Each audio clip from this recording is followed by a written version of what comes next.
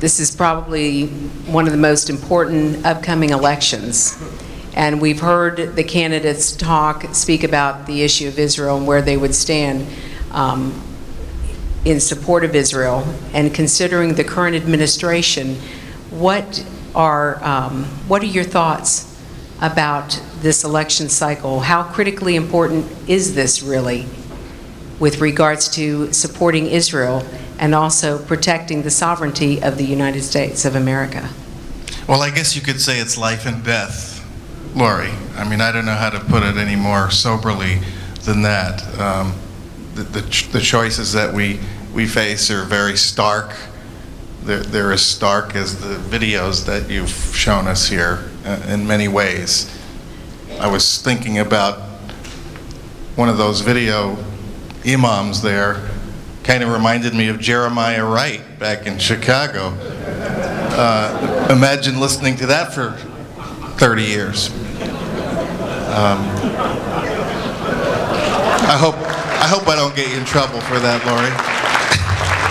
But I did think there was one amazing thing that happened in this presidential campaign a few weeks ago when Newt Gingrich made kind of an offhand observation that the Palestinians were an invention of history, and he got himself into a little bit of hot water, but I thought he handled it brilliantly. What he said was actually factual.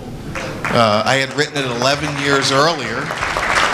I think one of the candidates suggested that Gingrich should have asked Benjamin Netanyahu whether it was an appropriate thing to say. I know he thinks so because he still has my article posted on his website from 11 years ago. So I think Mr. Netanyahu understands the historical realities.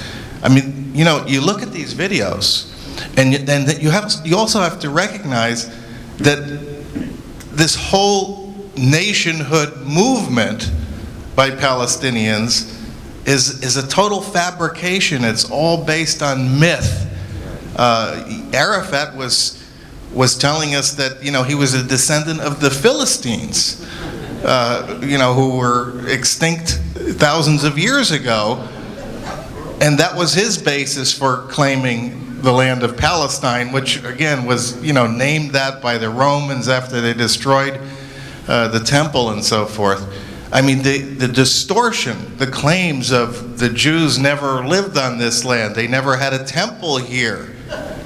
You know, the blood libels run so deep that, and I think this is just the latest manifestation of that. And again, Itamar, I think you're absolutely right. The more people who see this, some are going to react to it and some are going to come to truth.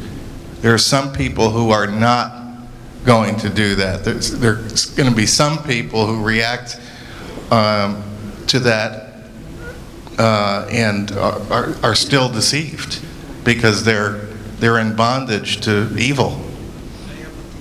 Just wanted to add one note to that. In terms of the rewriting of history, the Jews, they say, never were in the land of Israel. There never was a temple, which brings them to one incredible conclusion, and the Mufti said this on Palestinian television last year. This is the Palestinian Authority, most important religious leader, said that Jesus was therefore not a Judean, he was a Palestinian. But worse than that, he did not preach Christianity, he preached Islam. So in order to deny Israel's right to exist, they completely erase both Jewish tradition and not to mention history, but also Christian tradition.